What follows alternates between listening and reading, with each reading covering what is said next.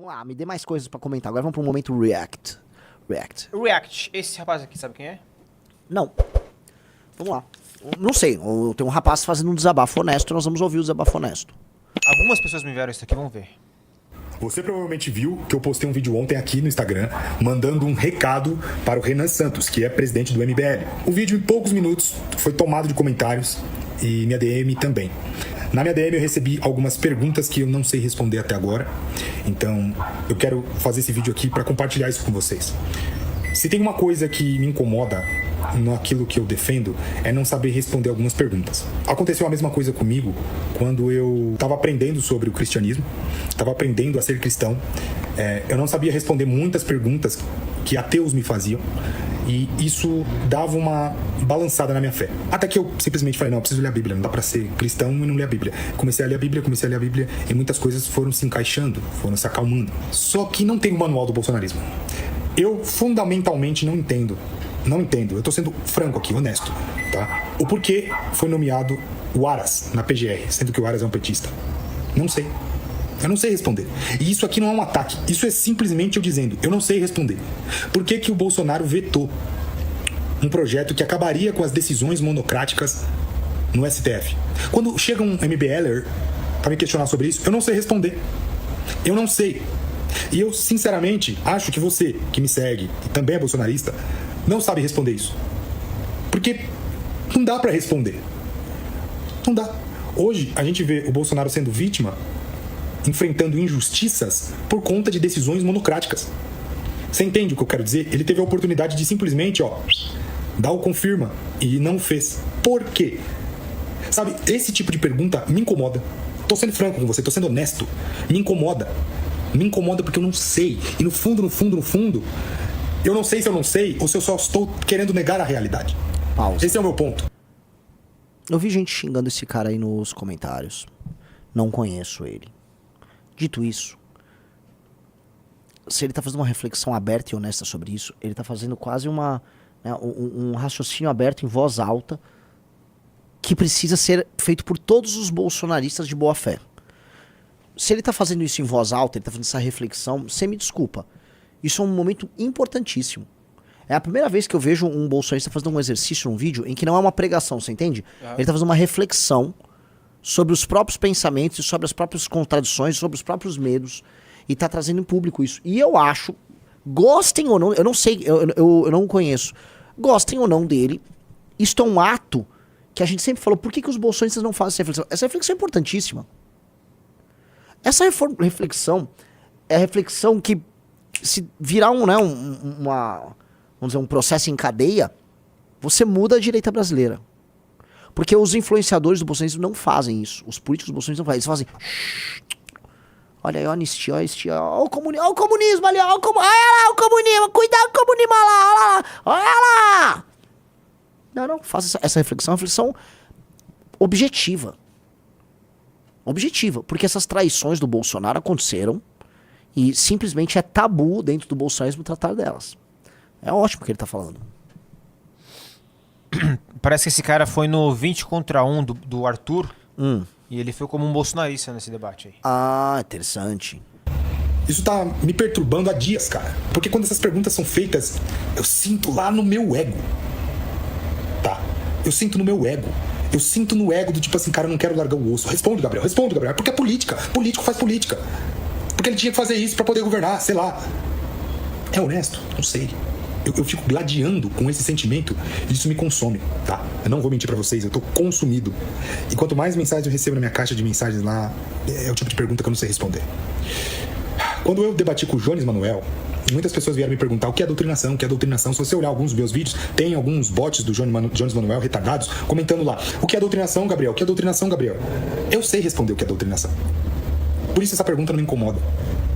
Agora, quando o cara me pergunta por que o Bolsonaro nomeou o Aras pra PGR, eu não sei responder. Quando me pergunta por que o Bolsonaro vetou as decisões monocráticas do STF, eu não sei responder. E um monte de outros questionamentos que estão lotando a minha caixa e eu não sei responder. Gabriel, você tá vindo a público demonstrar fraqueza? Horas, ninguém do bolsonarismo, até hoje, conseguiu me responder isso. Conseguiu deixar um modelo de resposta. Mas é verdade o que ele tá falando. Ninguém trouxe uma resposta pra isso. Porque dói demais ter que tratar as respostas, porque ela derruba o mito de que o Bolsonaro é um herói brasileiro, como a galera acredita. O Bolsonaro colocou o Aras na PGR porque isso era parte de um acordo para salvar o Flávio. E esse acordo passava por desconstruir a Lava Jato. E esse acordo, ele aconteceu, porque o Aras e o arranjo novo do STF desconstruíram a Lava Jato. E num período, Riso sabe disso, 1 ano. Foi 1 ano. Final de 2019, só pra galera se lembrar, o Lula já tava sendo liberado. Final de 19. Foi muito rápido. O processo foi assim, entendeu? Então não há como a gente ter uma resposta bacana sendo bolsonarista. Porque isso atinge, vamos dizer, a base do bolsonarismo. O Bolsonaro tomou uma decisão de trair a sua agenda em nome da salvação do seu filho corrupto. E a questão, mas o filho poderia ter sido vítima de uma perseguição por parte do STF, e essas coisas acontecem. Vamos supor, há uma perseguição injusta a um agente político por conta da posição dele. Não foi o caso do Flávio. O caso do Flávio era rachadinha, era nítido que ele fazia rachadinha, Queiroz, os dinheiros que circulavam. O Flávio só não foi preso porque esse acordo foi firmado. Porque senão o Flávio seria preso. E olha só a coisa como era louca. Num desdobramento da Operação Lava Jato. Não confie em mim. Hoje tem inteligência artificial, vai no Google. A Operação Furna da Onça, que pegou o Flávio Bolsonaro com rachadinha, e que pegou outros políticos da Alerj, deputados estaduais por rachadinha e outros crimes correlatos, é um desdobramento da Operação Lava Jato do Rio de Janeiro. Essa aí é a Operação Furna da Onça. Entendeu? Ela é um desdobramento da Lava Jato. E esse desdobramento pegou o Flávio. Então, no fundo, a Lava Jato pegou o Flávio. E aí todos, incluindo o Jair de Bolsonaro, se juntaram para acabar com a operação. E isto, cara, não pode ser dito pelo Bolsonaro, porque isso é um dos maiores tabus do bolsonarismo. Isso é um tabu monumental. Porque prova, 1, que a família é corrupta, e 2, que a família topa trair os valores em nome da sua autopreservação. Muito louco se chama Furna da Onça. Pois é, nem tinha pensado nisso. Nossa, né, a onça já estava atuando por nós, né, porque, querendo ou não, a ruptura nossa com aquele governo clara e direta foi ali por conta do Furna da Onça, da rachadinha e tal. E havia uma onça no meio, olha que loucura, cara. Olha que loucura. Vamos lá, vamos voltar pro rapaz. Resposta para que eu simplesmente copiasse e dissesse, olha só, é por isso. Tudo que a gente tem porque político faz política. E isso não basta. Isso não basta. Isso não basta, isso não justifica. E isso me incomoda, tá bom? Me incomoda. Vamos pensar, Brasil. Vamos pensar numa resposta pra isso. Posso falar? Não o conheço. Na internet, cara, uma das regras você tem que ficar parecendo forte e assertivo o tempo todo. Ele veio trazer uma dúvida. Desculpa. Não conheço o trabalho dele. Eventualmente já xingava, batia na gente. Não tá vindo ao caso. Que esse tipo de reflexão se torne corrente. É uma reflexão a se fazer. O bolsonarismo tem que fazer essa reflexão. A pessoa de direita no Brasil tem que refletir. Porque assim, cara, pensa o seguinte. Se você tem antes de você ter um evento, vamos supor, você vai ter uma empresa vai fazer um evento no dia, ou você vai ter um jogo de futebol. A reunião prévia, o nome que está isso é de briefing. Você faz um briefing. E nesse briefing você analisa as estratégias, arruma os detalhes e vai pra batalha, vai pro jogo. Depois, em inglês, eles têm o debriefing, em que você faz uma análise crítica do que você acertou, do que você errou, do que você vai manter, o que você vai alterar.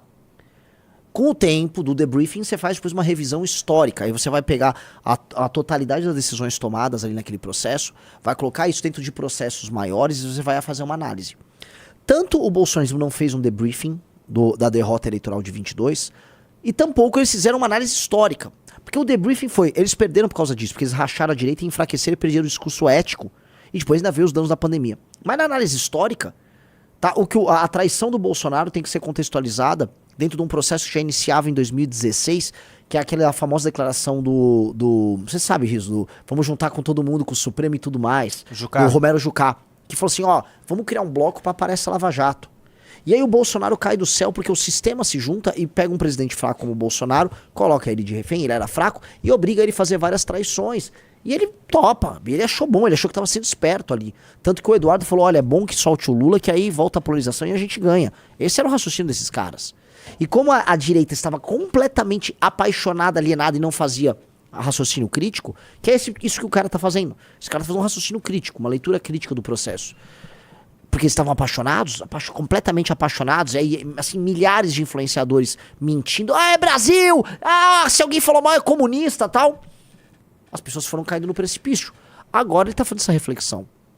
E é importante que muitos o façam. Espero que isso tenha um poder de contaminação e outros tantos também reflitam dessa maneira.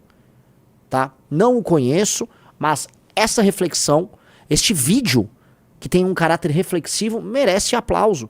Porque este tipo de raciocínio, de expor um raciocínio, pô, isso é essencial.